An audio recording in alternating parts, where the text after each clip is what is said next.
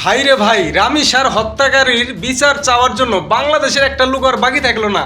তো দেখেন একটি বোন কটা গুরুত্বপূর্ণ কথা বলছে ভাই, কথাগুলো শুনলে ভাই আপনার কাছে অনেক ভালো লাগবে।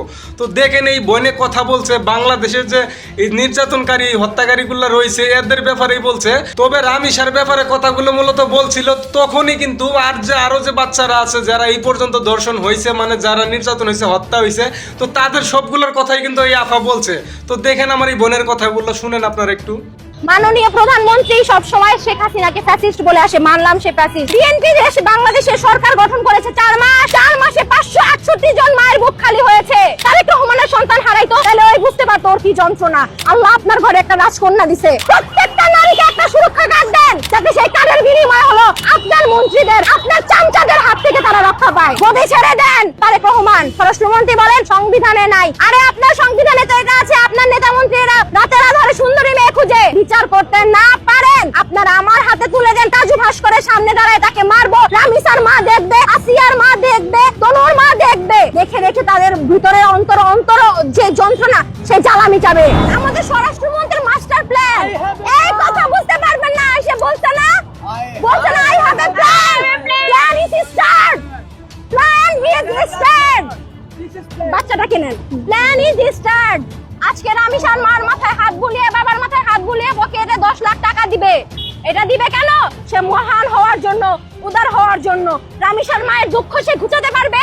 10 মাস 10 দিন ওই মহিলা সন্তানটাকে কোলে পেটে করে মানুষ করছে, সে কি ভুলতে পারবে? আমি একজন মা, আমি 10 মাস 10 দিন একটা সন্তান গর্ভে ধারণ করছি, আমি বুঝি সন্তান হারানোর কি যন্ত্রণা। তারেক রহমানের সন্তান হারাইতো, তাহলে ওই বুঝতে পারতো ওর কি যন্ত্রণা।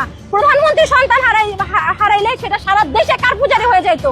আজকে সাধারণ আমার একটা মেয়ে, আমার একটা বোন, আমার একটা সন্তান মারা গেছে, দেশে কারো একটা বাল ছিঁড়া যায় নাই, কারো একটা কিচ্ছু হয় নাই। শহীদ শরীফ ওসমান হাদির মতো লোক মারা গেছে, কারো কিচ্ছু হয় নাই। আমার আসিয়া গেছে, কিচ্ছু হয় নাই। গত পরশু দিন রাতে চট্টগ্রামে আমার ফারিয়া 3 বছরের মেয়ে, ও কিচ্ছু বোঝে না, ওর কোনো বোঝার কোনো বয়সই না, ও করছে, সেটার কোনো বিচার হয় নাই।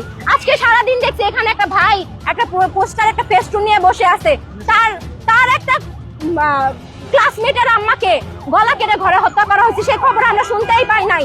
দেশের আইনের ব্যবস্থা ভালো করুন, আপনারা ভালো হন, ন্যায়ের পথে চলুন, আর না হয় দেশটাকে আমাদের হাতে ছেড়ে দিন। আমরা মায়েরা এখনো জীবিত আছি, আমার ভাইয়েরা আছে, আমার বাবারা আছে, আমরা আমাদের দেশবাসীকে সুরক্ষা দিব। তো ভাই বোন কিন্তু কথাগুলো গুরুত্বপূর্ণ কথা বলছে ভাই, দয়া করে ভিডিওটা অনেক শেয়ার করে দিবেন যেন এই বোনের কথাগুলো সবাই শুনতে পারে, সবার কাছেই যেন যা ভাই, শেয়ার করে দিবেন। আর আমাদের ভিডিও ভালো লাগলে ভাই অবশ্যই লাইক করবেন আর কমেন্ট করে আপনাদের মূল্যবান মতামত জানাবেন।